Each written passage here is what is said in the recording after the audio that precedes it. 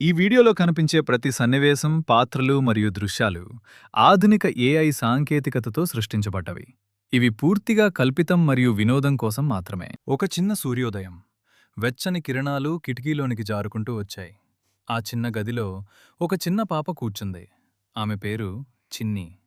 పెద్ద పెద్ద మెరిసే కళ్ళు, చిన్న చిన్న చేతులు, ఆశ్చర్యంతో నిండిన హృదయం.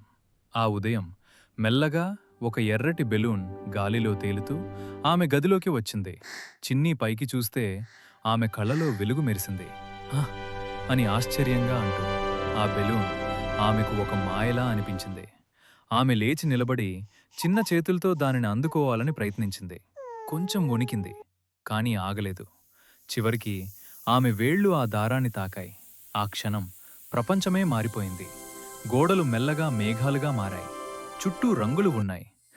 చిన్ని నవ్వింది. ఆ నవ్వు ఆకాశాన్నే వెలిగించింది. ఒక తెల్లని కుందేలు ఆమె దగ్గరకు మెల్లగా వచ్చింది. ఒక పసుపు రంగు బాతు ఆమె పక్కన నుండి నడుస్తూ వెళ్ళింది. చిన్ని చప్పట్లు కొడుతూ ఆనందంతో కిలికిల నవ్వింది. బెలూన్ ఆమెను ఒక రంగుల మార్గం వైపు తీసుకెళ్ళింది. ఆమె మేఘంపై కూర్చుని ఆకాశం మొత్తం ఒక కలలా కనిపించింది. కానీ ఆ బెలూన్ పైకి ఎగిరిపోయింది. చిన్ని కలలో భయం కనిపించింది. ఆమె చేతులు ముందుకు చాపింది. ఒక చిన్న కన్నీటి బొట్టు ఆమె చెంపపై జారింది. కాని ఆమె ఒంటరిగా లేదు. కుందేలు ఆమె పక్కనే ఉంది. బాతు ఆమె దగ్గరే ఉంది. మెల్లగా ఆ బెలూన్ తిరిగి వచ్చింది. సూర్యకిరణాలు మళ్లీ వచ్చాయి. చిన్ని మళ్లీ సంతోషంతో నవ్వింది. ఈసారి ఆమె దారాన్ని బలంగా పట్టుకుంది. అప్పుడే మాయ మెల్లగా మాయమైంది. గది మళ్లీ మామూలు గదిగానే మారింది. అంతలో అమ్మ గదిలోకి వచ్చింది.